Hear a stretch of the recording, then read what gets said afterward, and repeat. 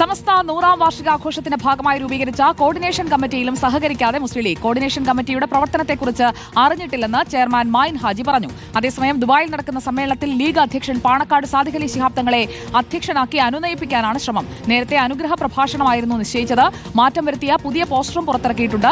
V S Ranjith നമുക്കൊപ്പം എത്തുന്നു. വീണ്ടും വി എസ് രഞ്ജിത്ത്, അനുഗ്രഹത്തിൽ നിന്ന് അധ്യക്ഷ പദവിയിലേക്ക് എത്തുമ്പോൾ ഈ പ്രശ്നങ്ങളൊക്കെ പറഞ്ഞു തീരുമോ?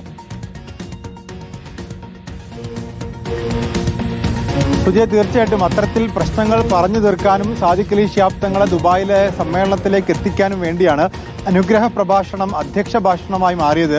നേരത്തെ അനുഗ്രഹ പ്രഭാഷണമാണ് നിശ്ചയിച്ചിട്ടുണ്ടായിരുന്നത്. ജിഫ്രി മുത്തുക്കോയ തങ്ങൾ ആ പരിപാടിയുടെ ഉദ്ഘാടകനുമായിരുന്നു. അവിടെയാണിപ്പോൾ അധ്യക്ഷനായ പരിപാടി നിയന്ത്രിക്കുന്ന വേദിയിലെ പ്രധാനപ്പെട്ട പദവിയായി പാണക്കാട് സാദിഖ് അലി ശിഹാബ് തങ്ങൾ മാറുന്നത്. നേരത്തെ ഈ പരിപാടിയിലേക്ക് സാദിഖ് അലി ശിഹാബ് തങ്ങൾ പങ്കെടുക്കില്ല എന്നുള്ള ഒരു അഭ്യൂഹമുണ്ടായിരുന്നു. അതിനിടയിലാണ് ഇപ്പോൾ നോട്ടീസൊക്കെ മാറ്റിയടിച്ചുകൊണ്ട് സാദിഖ് അലി ശിഹാബ് തങ്ങളെ പങ്കെടുപ്പിക്കാൻ തീരുമാനിച്ചത്. ആദ്യം സുപ്രഭാതം പത്രത്തിൽ വന്ന വാർത്തയിലും അനുഗ്രഹ പ്രഭാഷണമായിരുന്നു. പിന്നീട് ഇന്ന് വന്ന വാർത്തയിൽ അത് അധ്യക്ഷ ഭാഷണമായിട്ടുണ്ട്. നോട്ടീസിലും അതേ രീതിയിൽ മാറ്റമുണ്ട്. അതേസമയം തന്നെ ഈ സമസ്തയുടെ 100ാം വാർഷിക സമ്മേളനത്തിൽ ലീഗ് തീരെ സഹകരിക്കുന്നില്ല എന്നൊരു ആക്ഷേപം ഉന്നയിക്കപ്പെട്ടപ്പോൾ ലീഗിനെ കൂടി സഹകരിപ്പിക്കാനാണ് ഒരു കോർഡിനേഷൻ കമ്മിറ്റി രൂപീകരിച്ചത്. അതിന്റെ ചെയർമാനായി ലീഗിന്റെ സംസ്ഥാന വൈസ് പ്രസിഡന്റ് മൈൻ ഹാജിയെ നിശ്ചയിച്ചിരുന്നു.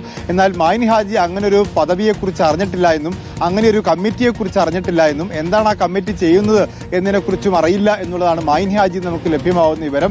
ഏതായാലും ആ കോർഡിനേഷൻ കമ്മിറ്റി പ്രവർത്തിക്കുന്നില്ലെങ്കിൽ സമസ്തയുടെ 100ാം വാർഷിക സമ്മേളനത്തിൽ ലീഗ് അല്ലെങ്കിൽ ലീഗ് അനുകൂലികൾ സഹകരിക്കുമോ എന്ന കാര്യത്തിൽ ആശങ്ക തുടരുകയാണ്.